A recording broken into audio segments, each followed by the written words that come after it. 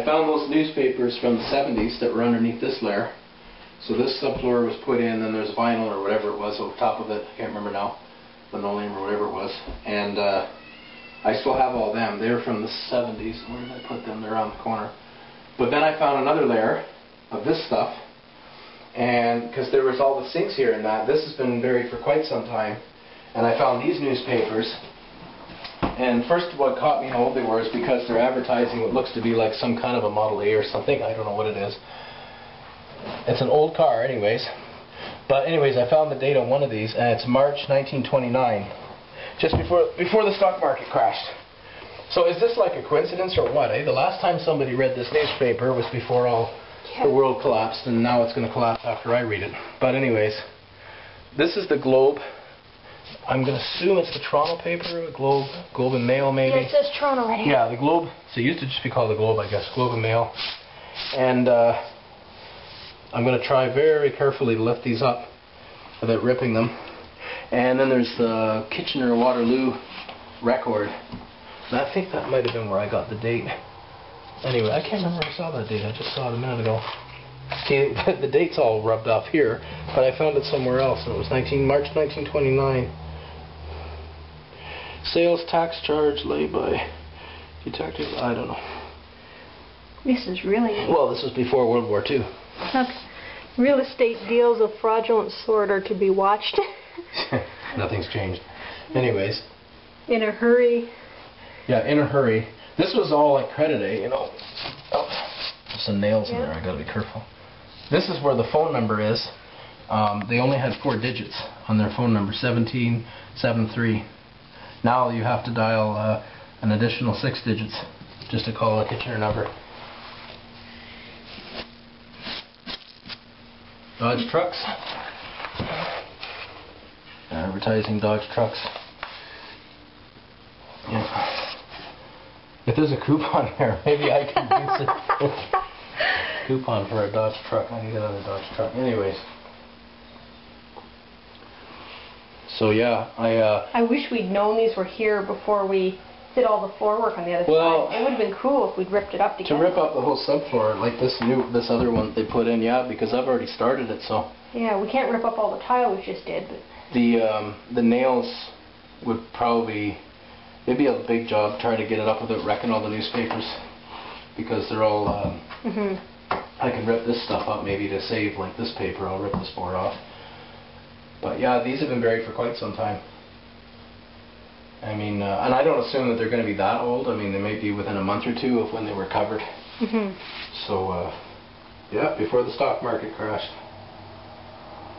Everything is okay. I think that's what the newspaper's telling us, isn't it? Everything is okay. If only they knew, eh? So yeah, this house, yeah, see, people were renovating. Now, like I am, I'm renovating this room before the whole depression comes, and that's what the last person did. They renovated before the whole depression came. But yeah, this hole's kind of neat. I gotta see if I can get that old shoe down there. I was looking for other stuff, but I think. So what's under there? Nothing. It's actually kind of deep. Well, it's maybe like 3 feet deep. Nothing really. Just some old pieces of wood and. That's not the area where the cistern was. This is behind it? No, the cistern's in the basement, like in the house. Right, the cistern's on this side of it. Yeah, well, this is an add-on. But this was done separate from the original summer kitchen as I anticipated. You can see that down there. And this wall here has been parched so that it looks smooth, right, because it was going to be outside. But this wall isn't parched. So they wouldn't parch wall that's just going to be never seen again. So they put this on after. Plus these are milled boards, and the ones in the basement of the house are hand cut with an axe. Get the name of that axe. I keep forgetting the name of it. Special kind, but yeah. I don't know. Lots of interesting stuff. Well, see, I knew that that tap had to be put in after because there's a rubber hose hooked up to it. But see, where these boards were off, like where these ones were, there was no newspaper there, so they probably took it off when they did it or whatever, and then they built the cupboards here. See that cabinet, this one, right? This was, remember I told you this was separate, and there was a cutting board. This probably was part of the original kitchen set that may have been put in the summer kitchen originally. So you can even see that these handles aren't the original ones, because the handle, there's holes there that are where it's missing that look different, and there's a circle. Yeah. Like they're not the original handles either. And it was painted green at one time, a popular color way back when. Yeah, it's bluish on this side as well. Yeah. Green and blue. So, and it's a lot more solid than the other wood cabinets that we bought were done, well, they were easy to 70s. They were easy to pull apart too, those ones. Oh, yeah, well, yeah, the one fell on me, but yeah. No, this was done, yeah, those other newspapers, they're around the corner. They're,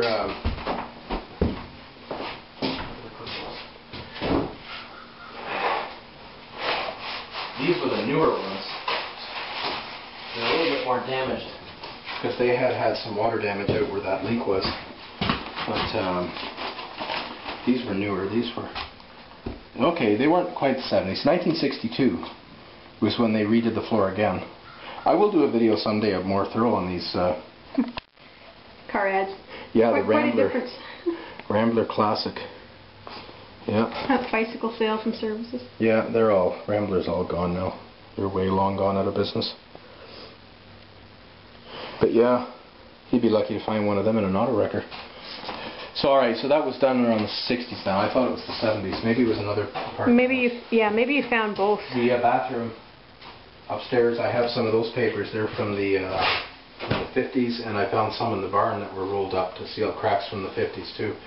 And they were selling farm implements, and they had a mailing address. Nobody had phone numbers in the country. See, that's Kitchener City, right? So they might have had, you know, a business would have had a phone number. But you can imagine, I mean, if they're not even giving like, not even an area code, like even the other three numbers, I mean, only, you're talking about maybe like 10,000 phone numbers to be able to do that. So I'm going to try and rip up some of this, and I'm going to try and cut these papers out, have a look at them, and then I'll continue actually working. It's too bad I couldn't have found some gold down there or something. Before the Depression, yeah.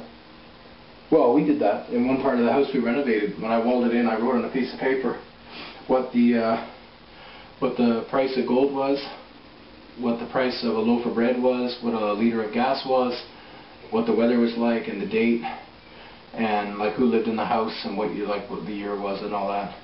And I folded it up and I put it in the wall, so somebody might find it someday, maybe.